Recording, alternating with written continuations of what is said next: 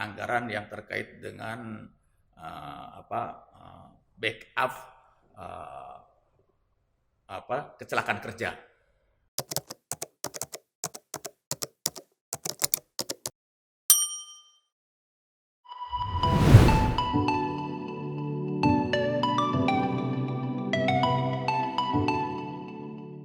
Assalamualaikum warahmatullahi wabarakatuh. Waalaikumsalam warahmatullahi Jumpa kembali di wabarakatuh. podcast Rakyat Cirebon yang perdana.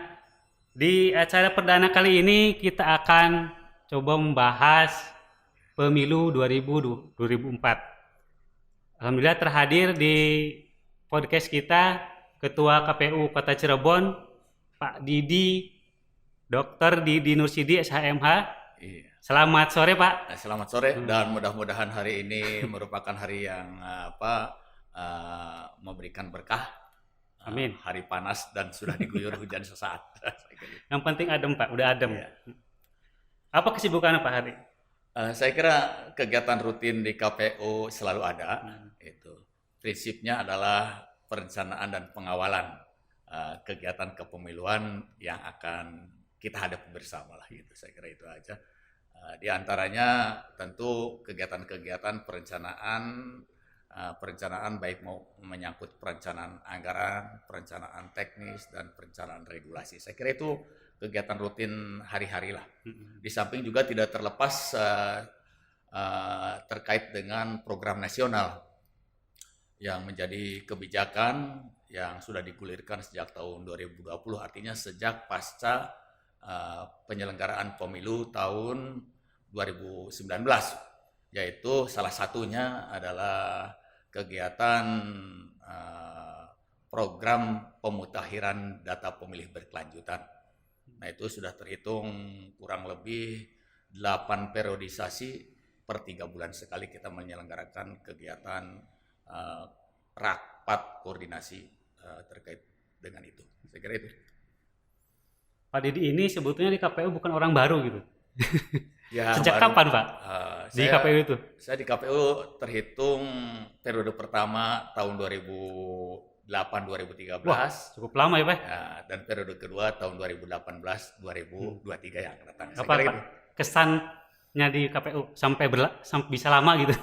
Ya, saya kira di KPU itu merupakan ruang yang memberi tantangan tersendiri ya, yang memiliki spesifikasi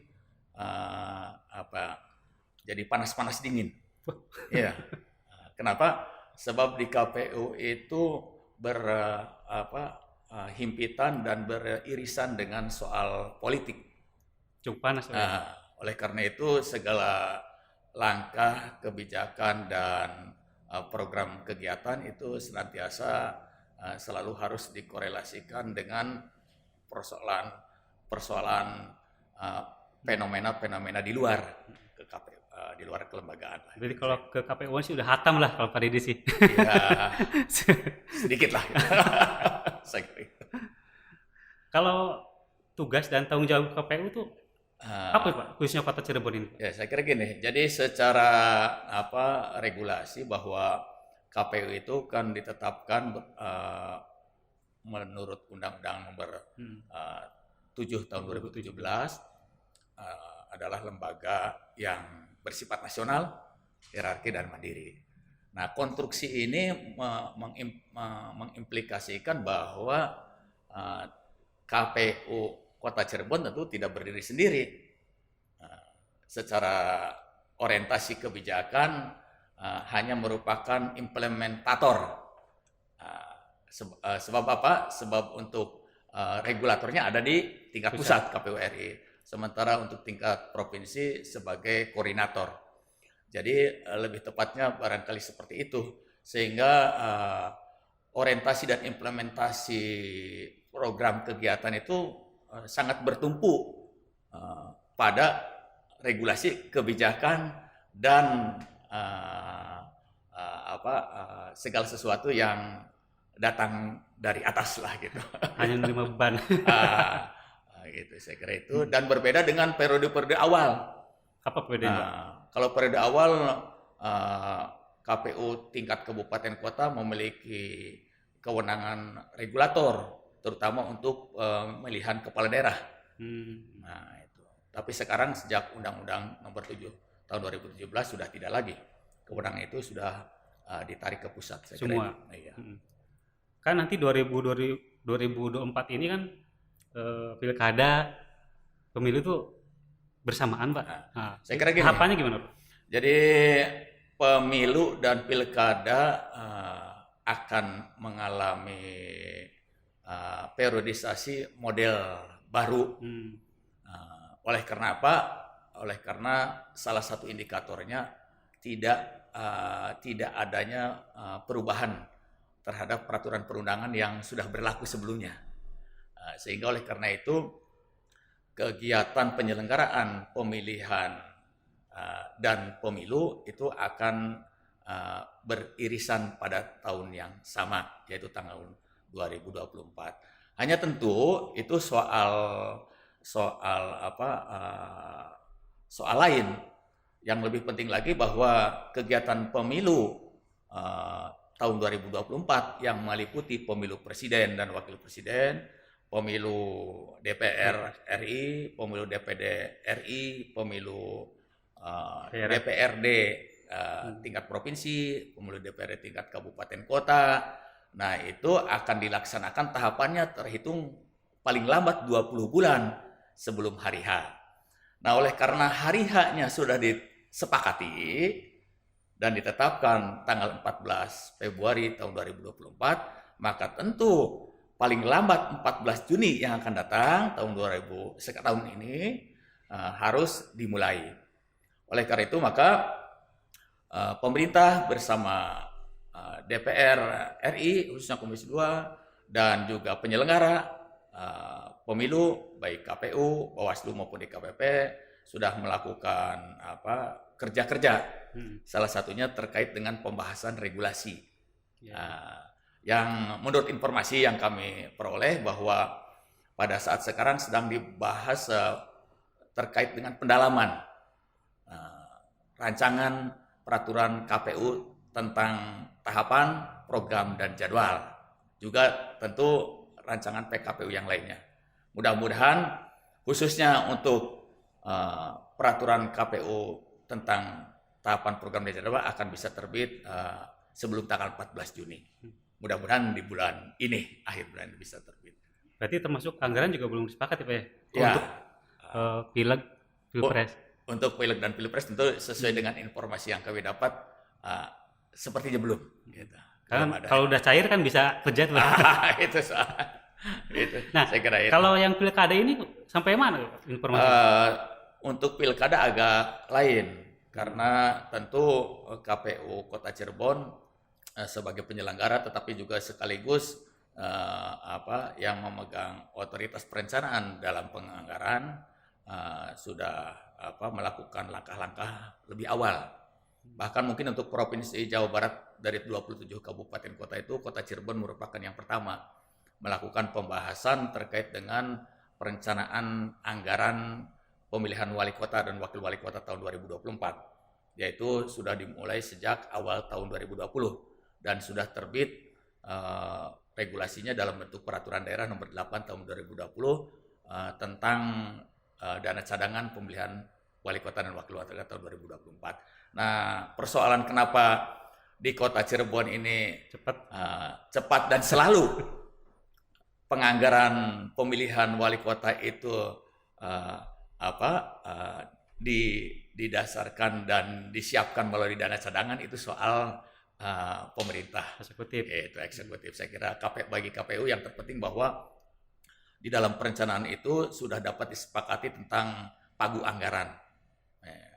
Pagu anggaran yang akan digunakan dan alhamdulillah sesuai dengan Perda nomor 8 tadi tahun 2020 sudah disepakati anggaran untuk KPU sebesar 25,24 miliar rupiah. Saya kira itu.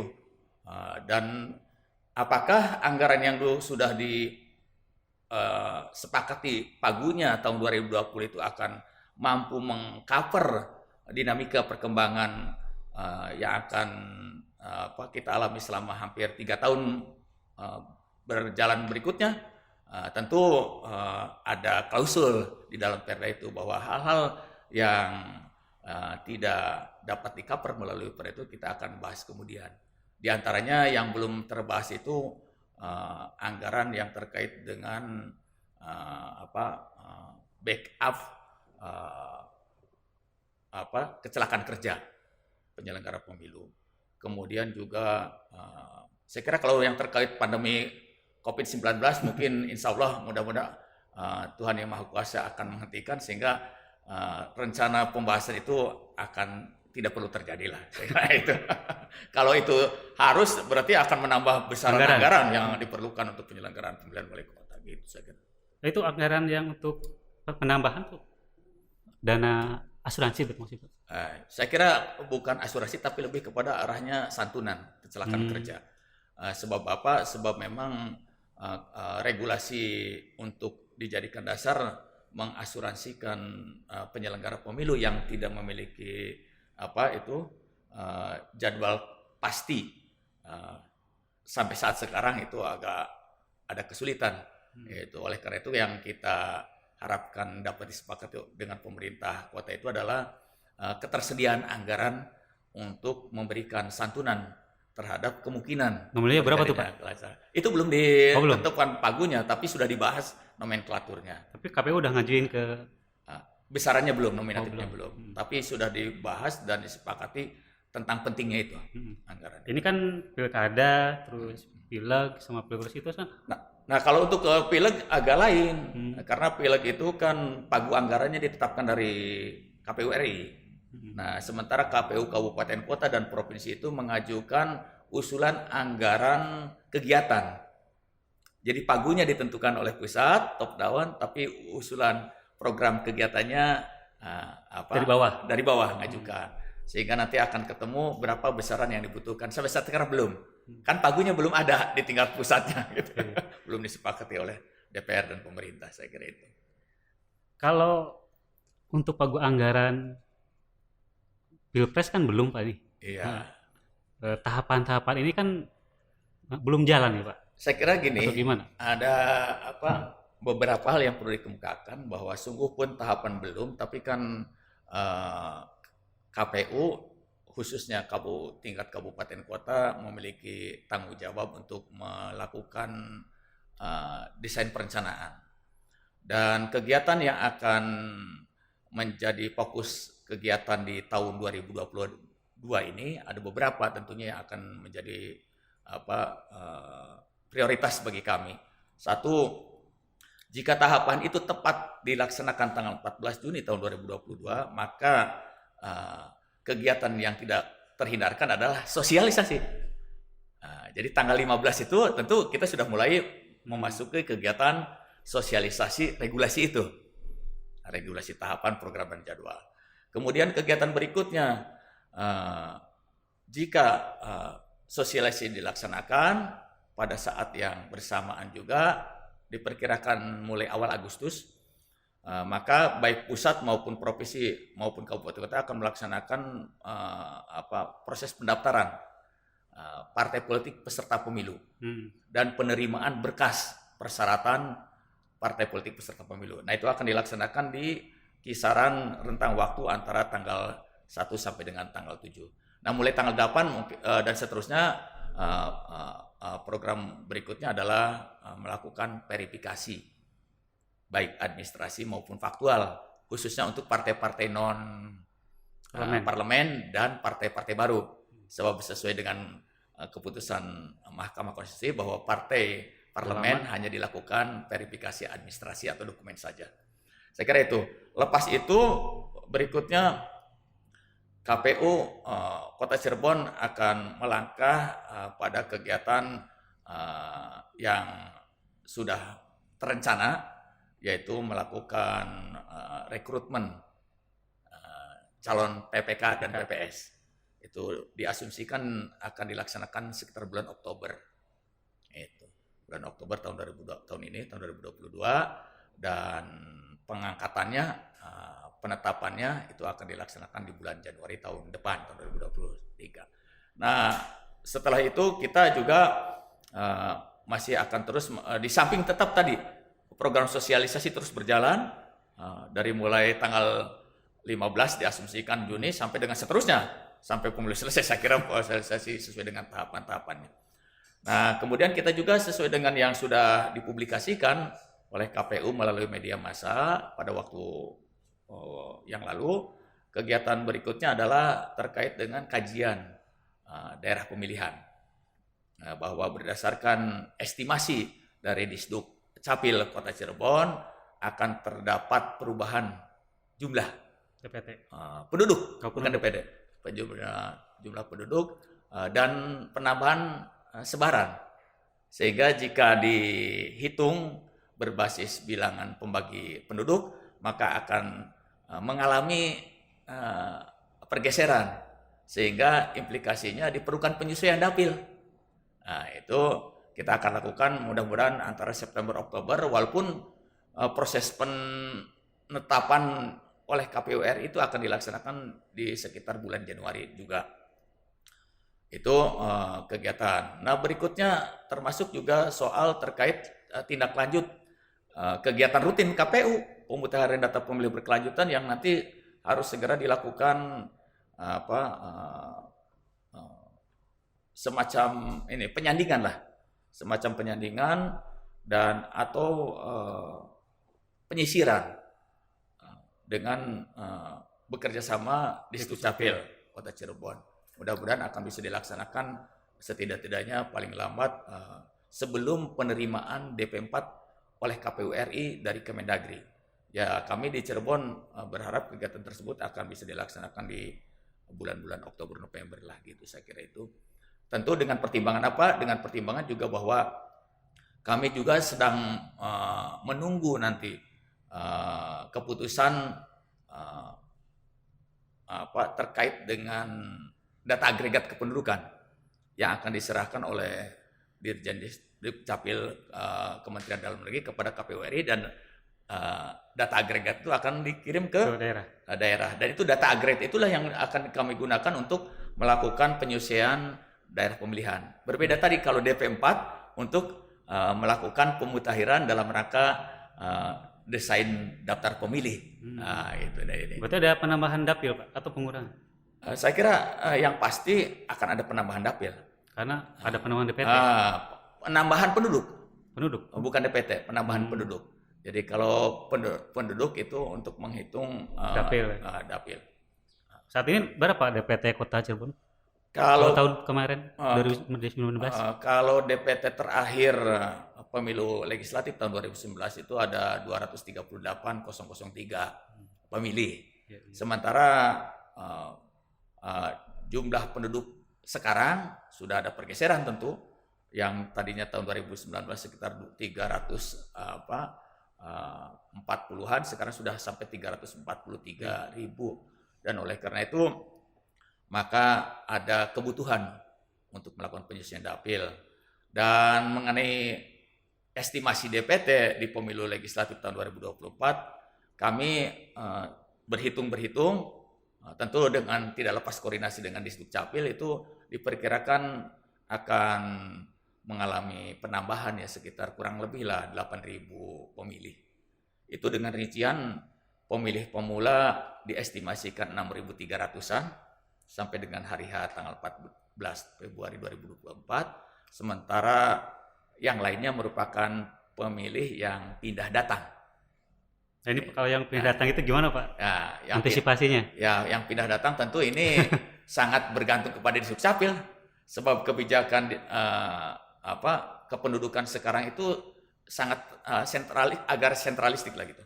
Jadi artinya kebijakannya mengikuti kebijakan yang ditetapkan oleh Kemendagri, sehingga Disduk Capil kita itu akan hanya memberikan data dengan elemen lengkap jika sudah masuk tahapan pemilu.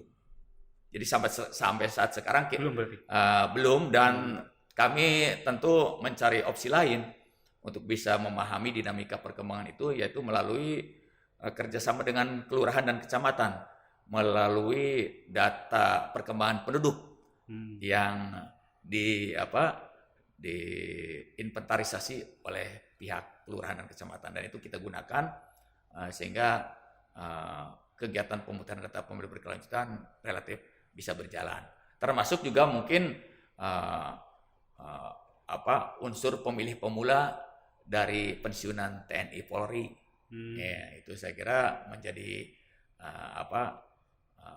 sesuatu yang penting juga, karena TNI Polri hak pilihnya selama masih berdinas tidak digunakan. Bukan tidak punya hak pilih, secara hak asasi manusia mereka punya hak pilih, tapi kebijakan pemerintah untuk tidak digunakan, dan baru bisa digunakan setelah mereka pensiun. Yaitu menjadi potensi juga untuk penambahan pemilih pemula, saya kira. Kalau data dari, kan tadi KPU kan juga ngambil data langsung dari RT RW. Dari kelurahan dan kecamatan. Ya. Nah, apakah nanti kalau tidak sinkron gimana Pak dengan Dukcapil? Jadi gini, berbeda data dengan daftar. Jadi yang dikelola oleh KPU sekarang di luar tahapan jadwal pemilu adalah inventarisasi atau penghimpunan data pemilih. Tujuannya adalah untuk memastikan bahwa ada dinamika perkembangan pemilih. Dan tujuannya adalah setidak-tidaknya dari hasil pemutakhiran itu akan diperoleh semacam bank data pemilih. Dan itu nanti akan dijadikan sebagai bahan untuk melakukan penyisiran dengan DP4 yang akan diterima dari Kemendagri pusat. Nah, itu sehingga nanti akan lebih membantu lah gitu. Jadi lebih membantu dan memudahkan sistem penyisiran data pemilih sebagai bahan untuk mendesain daftar pemilih. Gitu. Termasuk juga DPT pemilu terakhir itu tidak akan digunakan sebagai bagian dari daftar pemilih, tapi digunakan sebagai sumber untuk melakukan melakukan pembanding, melakukan penyisiran dan melakukan penserasian data. Saya kira itu karena data yang digunakan sebagai dasar untuk melahirkan DPT di pemilu tahun 2024 tetap sesuai dengan undang-undang adalah DP4, daftar penduduk potensial pemilih yang akan diterima dari pusat. Saya kira itu.